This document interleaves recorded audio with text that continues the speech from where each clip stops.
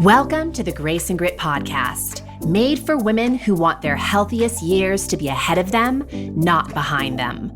Join your host, Courtney Townley, right now as she breaks down the fairy tale health story you have been chasing all of your life into sensible action steps and lasting change.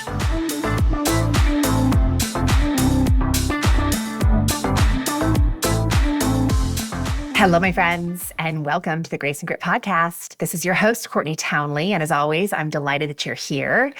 I hope you are doing awesomely well. I'm going to be honest, I'm exhausted, but in the best kind of way. We just wrapped up our first ever Grace and Grit retreat here in Montana, and it exceeded my every expectation. And today I want to share a bit of what I learned by running this event, because I think the lessons learned are so relevant to every human journey, not just my journey. But before we go there, I want to let you know that I am hosting a free round of the Consistency Code Crash Course the week of November 6th, and I'd love you to be there. I will be teaching 5 lessons over 5 days to help you show up for yourself with a whole lot more consistency and ease. And it's 100% free to those who register.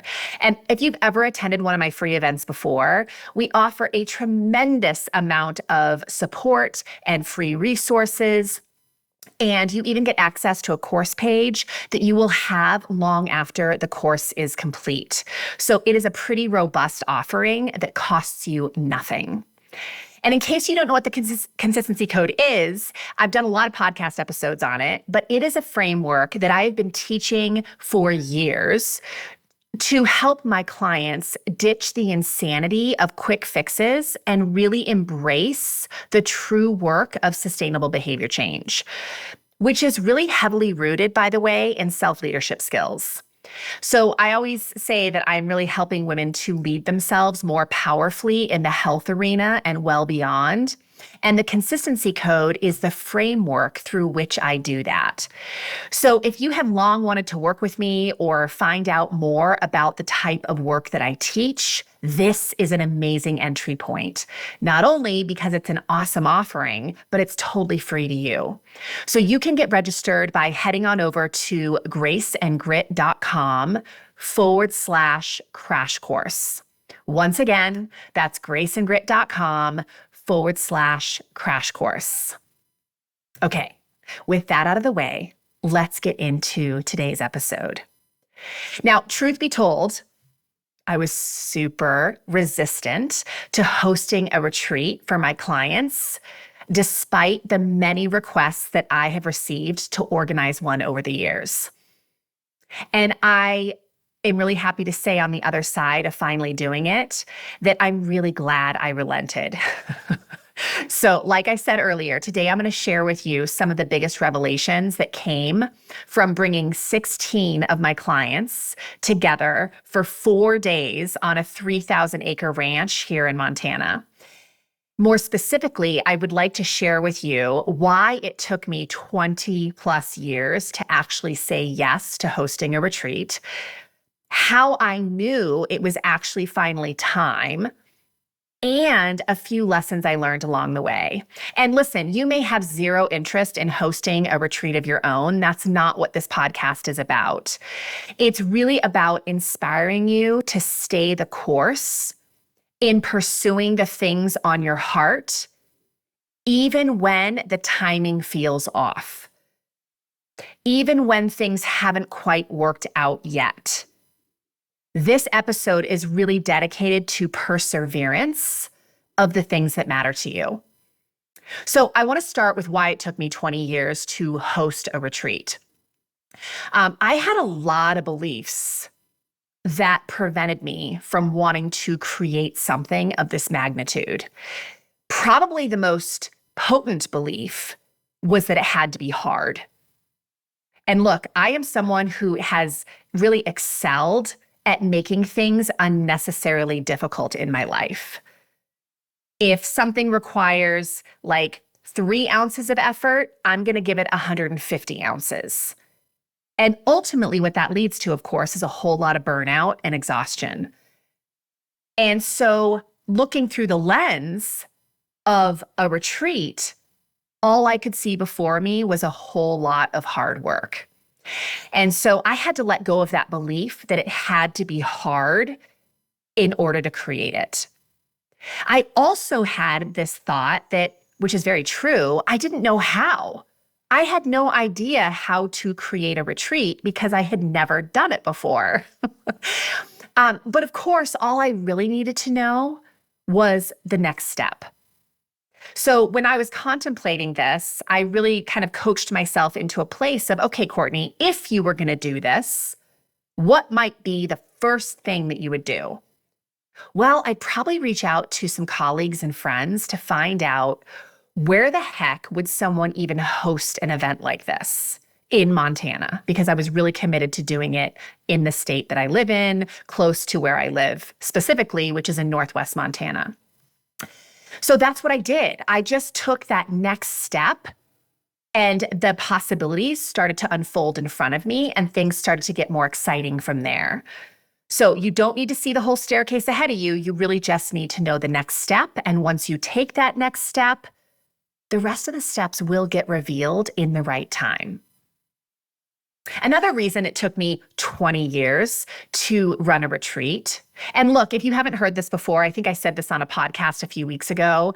20 years ago, I was in a kayak with my husband in New Zealand talking about the possibility of hosting retreats in a place like Montana. And here I am 20 years later, finally doing my first one. So that's where this whole 20-year timeline comes from. But another reason it took me 20 years is because I thought I had to do it all by myself. I thought, it's going to be a ton of work for me alone. And ultimately, I had to, again, throw that belief in the dumpster and set it on fire, because the truth is it takes a village in order to run an event like this. And so as I opened myself up to seeking out help, asking for help, accepting help, things got so much easier. I also really feel, and this is going to sound really self-critical, but it just feels honest and true. I truly feel that up until this point in my life, I lacked the maturity to lead an event like this. I did not have the mental and emotional maturity to deal with the dynamic of all that's coming at you in an event like this. And I also professionally did not feel like my work was in a place to run an event at the caliber that I wanted to run it. So I had to literally mature over the past 20 years, mentally, emotionally, and professionally, to get myself in a place where I really felt like it was finally the right time. And here's how I knew it was the right time. I knew it was the right time because there was an ease and a grace that started to emerge as I pursued the path of running a retreat. It didn't feel hard. It felt exciting. And a lot of amazing things started to reveal themselves without a whole lot of hard work. So, like I said earlier, I reached out to some colleagues and friends to try to figure out where to host an event like this. And literally the first email I got back was from a dear friend of mine, Jamie Lynn. And she said, hey, I've never been there, but I've heard really great things about this place called the Cliff Ranch. You should check it out. So I sent an email to the Cliff Ranch, and they invited me to come out and spend an afternoon. And I have to tell you, that day was exactly 1 year ago from when we hosted the event. So a full year. It was the same time of year. I drove out onto the ranch. I was completely dumbstruck by how spectacular this property was, and I never even knew it existed. And it's only about 50 minutes from my house. So driving up onto the ranch, I just had this whole body sensation that this feels right and good. And then I met the manager, and she felt like this long-lost sister that I never knew existed. And that felt right and good. And so it started to feel like, well, maybe this doesn't have to be a miserable experience. Maybe this is actually going to be an awesome experience. And so, of course, after I got a few things in place, I put up a sales page and I let my private community, I think a lot of you longtime listeners know, I have a community called Rumble and Rise where women get educated and inspired and support one another along the path to sustainable behavior change. And I put the invitation in that community first and foremost, and we sold out in 2.5 hours. So that felt easy and that felt right and good. And then I started to seek out other providers that could come teach at the event. And the people that I got introduced to and the people who said yes to me was, again, more validation that this didn't have to be hard and the timing was perfect. So I had all this evidence along the way proving to me that it didn't have to be hard, that I didn't have to suffer, that there was tons of help and tons of opportunity for the taking. I just had to say yes. And so I did. And truth be told, 10 years ago, I tried to run a day-long retreat here in Missoula, Montana. And it was just a one-day event that I was going to do with a friend of mine. And we tried to get a lot of local business drummed up, and we could not fill it. So 10 years ago, a one-day event in my own town, we couldn't get enough people interested. And here we are a decade later, and we had 16 women from all over North America fly to Montana to spend 4 days on a ranch with me. And I tell you that because I think that there is a timing that is sometimes so much more intelligent than our own. We think we're ready, but things are so hard to put together, it's clearly not the right time.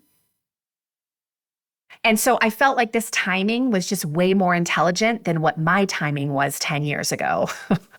And when I say intelligent, I don't mean my intelligence. I just mean there's a bigger intelligence. That it was supposed to happen now, and that's why I had to wait. So I don't know what in your life feels like it's just not working out right now. It's feeling really hard. The timing always feels off. Don't lose faith. If it's something that really matters to you, keep going, keep doing your own work, and the right timing will reveal itself. Okay, let's get into some lessons learned from this event. So my first lesson probably seems really obvious, but I think it's so worth saying because I think we forget this. You will never know unless you try. And man, we have so many great ideas. We have so many things on our heart. We have so many things we want to pursue, and we talk ourselves out of it because we are focusing so hard on everything that could go wrong, all the reasons why it won't work. We're making an awful lot of assumptions. We're telling an awful lot of stories. But the truth is, you will never know unless you do it. So what would happen for you if you just stopped thinking about it so much and just started taking some actions to make it happen? And I just shared this with you, but again, I had a lot of stories about how this retreat would roll in terms of the organization of it, and they weren't good stories. I had a lot of stories about my inability to lead in this kind of environment. I had a lot of what ifs. What if people hate it? What if people get injured? What if people, I don't know, have a hard time getting to Montana? What if people can't find the ranch? What if the providers aren't any good? What if I don't do a good job? Right? And you have all heard me, if you've listened to this podcast more than once, I always bring up the danger of what ifing. What ifing just generates anxiety and stress. It does not generate confidence and a can-do attitude. So I had to ditch the what ifing. And I had to, even if my way into the retreat experience. Even if people don't like everything that's offered at this event. Even if some things go a little sideways with the accommodations or the chef. Even if someone gets lost finding their way to the ranch. I had to complete those statements for myself to remind myself that it's going to be okay. Life is not perfect. It does not unravel itself seamlessly. It's messy. Things go wrong. Things go sideways. And I had to remind myself that this is exactly the work that I'm always inviting my clients to do, which is parent their own brain. So what a great opportunity for me to parent my own brain. And I'll tell you something else. I do this with everything that makes me nervous. Every time I teach a new class, every time I take a new risk, certainly in the case of running this retreat, when my anxiety or stress started to get the best of me, I always go to worst case scenario. Worst case scenario, every single person hates this event and they all want their money back. Okay. That's worst case scenario. I can live with that. I wouldn't like it. It wouldn't be comfortable. I'd feel pretty crummy about it for a while, but I can handle the worst case scenario. So when you are playing that game with yourself, there's something that you want to pursue, but your brain is going wild with all the things that could potentially go wrong. Go there. Go to the worst case scenario to reveal to yourself what you would actually do in that position. And I'll tell you the truth. The worst case of every scenario is always an emotion you're going to have to feel. You're going to have to feel disappointment. You're going to have to feel grief. You're going to have to feel sadness. You're going to have to feel something. That is the worst case scenario. Can you expand your capacity for that? Okay, the second thing I learned, and there's so many things, but this is just a sort of a small sampling, right, of the things that I learned from this, putting on this event. Deciding hard and fast is a highly underestimated skill set. All my clients and members of my Rumble and Rise community hear me talk about this a lot. We are such overthinkers. We will overthink ourselves into years of stagnation. Meaning, instead of moving our life forward, we sit in a spin cycle of indecision. And the truth is, usually within the first 5-10 minutes of considering what the next move is, you know the answer. But then you don't trust yourself with that answer. So you spend the next 5 to 10 years in indecision. And here's the truth. You're always winning when you're deciding. And what I mean by that is when you make a decision, you either move in the direction of progress or you learn about yourself and what doesn't work for you. And then you get to make another decision. But deciding isn't losing. It's learning or it's progressing. That's what it offers you. But when you don't make decisions, you can't do either of those things. You can't progress and you don't learn. You just sit and spin, and that sucks. So there were a lot of moments in the process of this event that I had to decide hard and fast, but I also provided an opportunity for the participants to decide hard and fast. So I had to decide hard and fast to run this event because I knew that the place I wanted to host it at has a lot of interest. I had to put a whole lot of money down without a lot of time to think about it. And that was a blessing because I just decided and then I got to parent my brain around all those what if scenarios and worst case scenarios. The other place I saw this play out was when I put the sales page up for my customers. They had to decide hard and fast because I only had 15 spots available. So I know I said 16 women, but one woman was local and she just came for the day. But 15 women actually reserved spots for all 4 days in this event. That's not a lot of space for a pretty big community. So people had to pay quickly and make a decision. And that was a blessing because they didn't get to waste a bunch of time. Should I or shouldn't I? Nope. You know what? This is on my heart. I feel like I want to be a part of it. Here's my credit card. And boom, we were done. They were registered. And then another place this showed up, deciding hard and fast, that was so beautiful, is on Saturday night, we did a cowgirl rodeo, which included some barrel racing on horses. We did some lasso lessons with a stationary cow. It was not a real cow. It was just a model. And then we did some shooting with a compound bow. And we had one gal, her name is Karen, getting ready to shoot the target. And she repeatedly shot. So she shot, I don't know, maybe 15, 20 times, and she kept missing.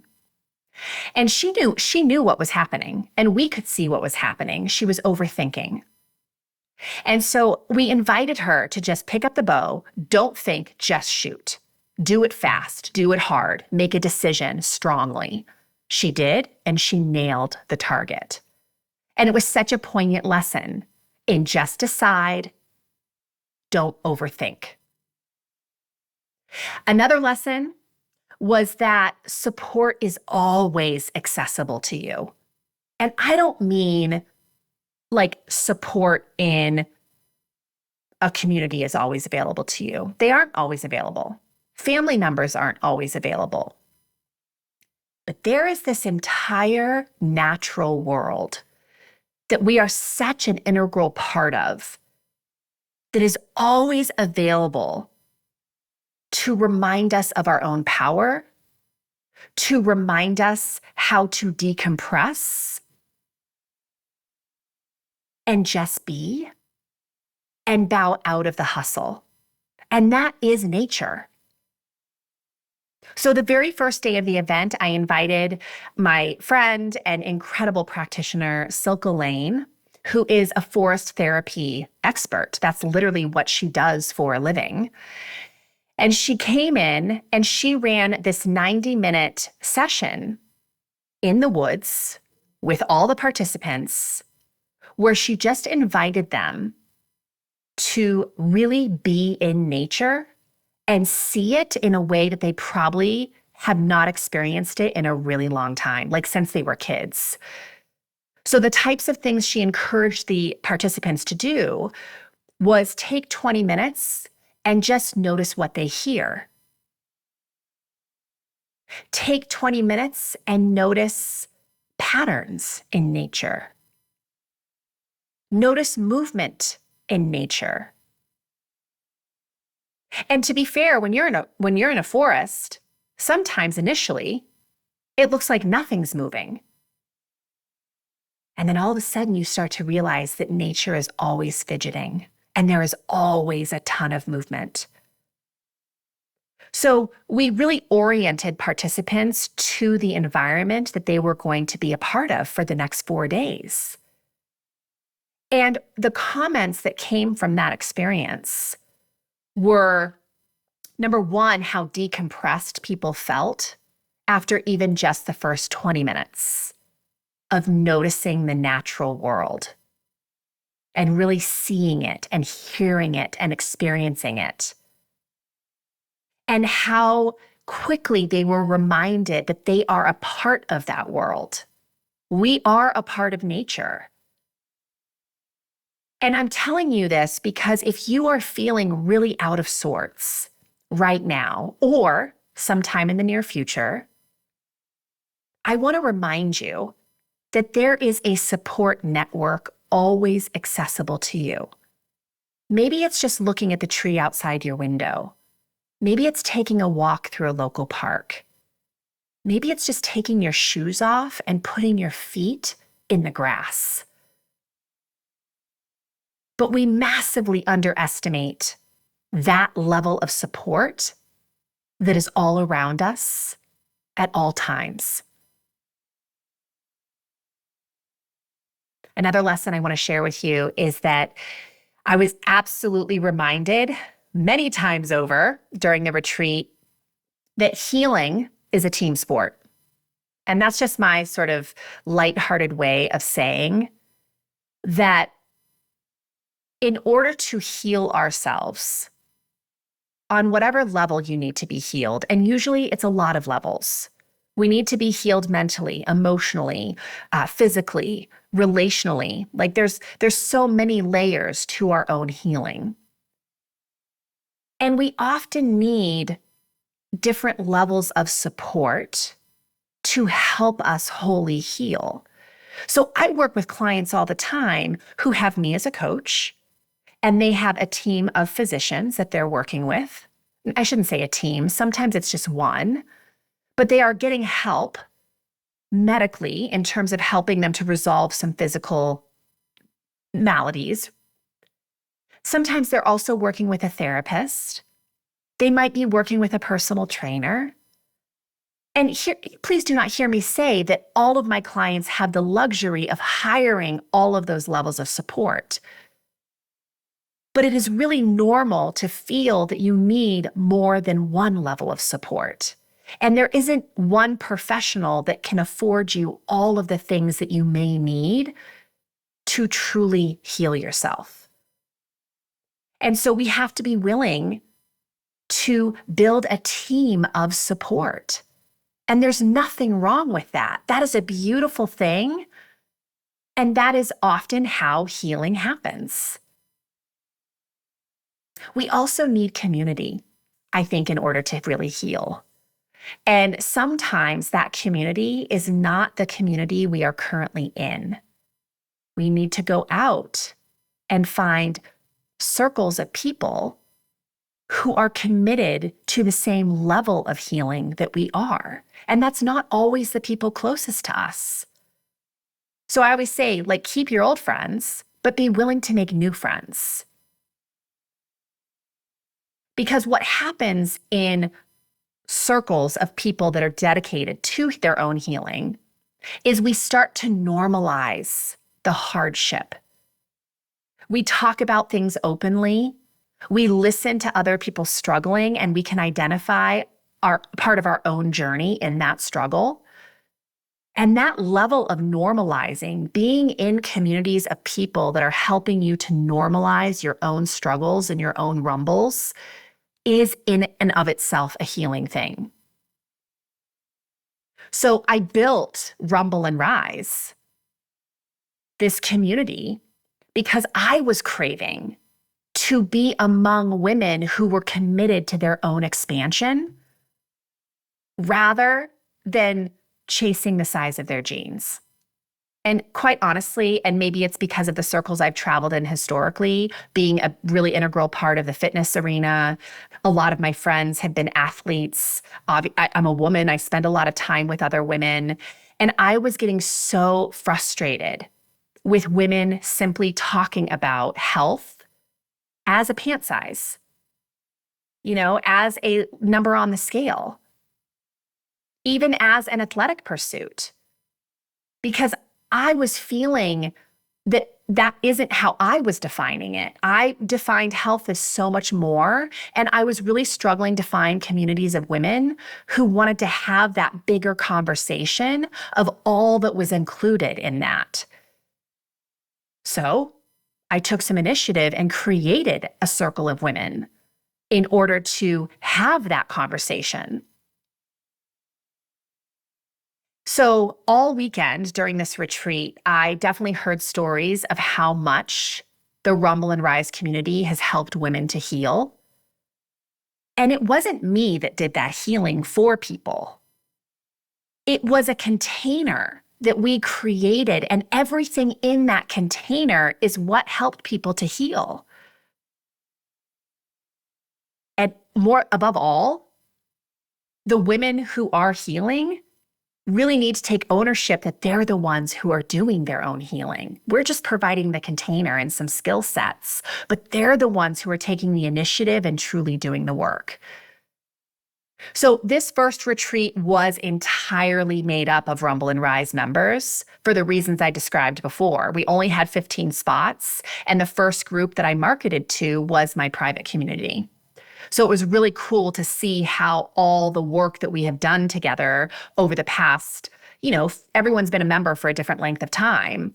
But if someone's been a member for a few months or even a few years, you could see how much that container was helping them along their own journey.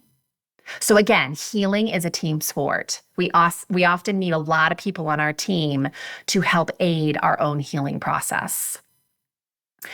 Another lesson I learned is, and this is a big one, love allows you to rumble. So this showed up in a lot of different ways. We had one member who came to the retreat who has some physical disabilities. And there were a lot of women in the community who, in different activities, had a pretty high level of discomfort because they felt unsafe around a horse, or they had never picked up a compound bow, or they had never stepped into frigid water in Montana, not just to step into it, but actually to immerse themselves in it on purpose. There were a lot of opportunities for discomfort. And one thing that I really coached myself into as sort of a leader of this community during this event was that I wasn't going to help people unless they asked. And the reason for that comes from a very loving place. So often as women, we are really quick to convince ourselves that it's always our job to help people when we see that they are rumbling or we see that they are struggling a little bit. But what if by always helping, we are actually robbing someone of their ability to rise on their own? And so there was one moment in particular where a participant was in the river and it was very cold and she was stumbling a little bit, and I could tell that she was trying to regulate her breath. And I started to walk towards her and just said, "Are you okay? Do you need my help?" And she said, "No, I've got it." And in the aftermath, that was a real victory for her. In that moment, to be able to coach herself into being in that cold water, being okay with tripping a little bit and being a little wobbly. And we knew she was safe. We made sure she was safe. But she never could have experienced that rise if we were always right there to really prevent her own rumbling. So again, love allows you to rumble. It's okay to allow people around you and even yourself to have some hardship and to be messy, to try to figure something out. Claire, who's been on this podcast multiple times, has shared very openly that she has a diagnosis of ALS she got a year ago.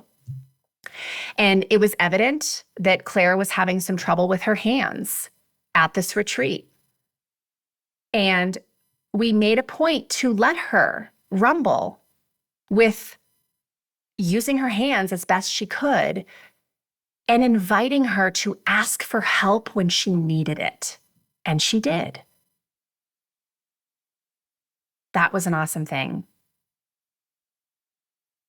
So I wonder what would shift in your world and in the people around you's world if you allowed people the gift of their own rumbling. My good friend, Julie Angel, who I've had on the podcast many times, she always says the work is in the wobble. And I love that quote so much because it's so true. It's when we're kind of struggling a little bit or a lot where we tend to learn in the most profound way. And being in community with people who will allow you your own rumble, but also hold space for you and protect you and help you if you need it is really special. Okay, one more lesson I just want to share is your full expression gives other people permission to step into theirs. So one more time, your full expression gives other people permission to step into their full expression. So these past 4 days, this 4-day event was a culmination of my lifelong work. It was work that I love, in a place that I love, in the company of people that I love, not just my clients, but my brother was an integral part of this event, my husband, my dog, my son, my friends. And this retreat ultimately was an expression of me. It was my full expression, bringing all of these elements of my life together, my work, where I live, the people I've been coaching for a long time. And that expression, I think you could definitely, there was palpable energy around that. The byproduct of it was something that probably couldn't have ever existed in any other way. There was an energy to the event that all those elements combined brought. And I'm always reminding my clients and my community members that the real work of their life is to become a fully expressed, authentic human, whatever that means for them. Because let's face it, it means something really different for all of us. And this retreat really gave me the opportunity to walk my talk.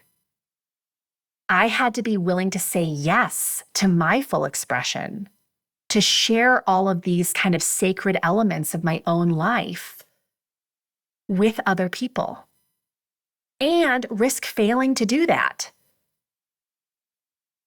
So I want to leave you with a question, which is this: what is holding you back from your full expression? And what might be possible for you if you actually said yes to stepping fully into that invitation? And look, if just that question makes your head spin, meaning if you could use help with that, I know a pretty amazing community that could help you support you in that pursuit of becoming more fully expressed. And that is Rumble and Rise. And if you still aren't convinced and you want to taste a little bit of that work before you do any level of commitment, come join us in the Consistency Code Crash Course. Again, it starts on November 6th. It's totally free. It's a 5-day event. And it will give you an amazing foundation for the type of work that we do inside of Rumble and Rise. So once again, you can register for that event by going to graceandgrit.com/crash course. Once again, graceandgrit.com/crash course.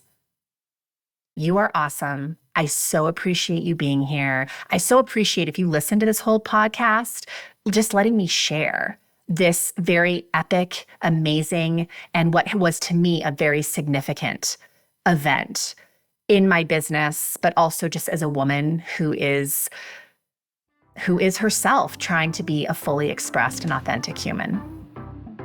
So have a wonderful week. I will see you again soon. Take care, and I hope to see you inside the Crash Course.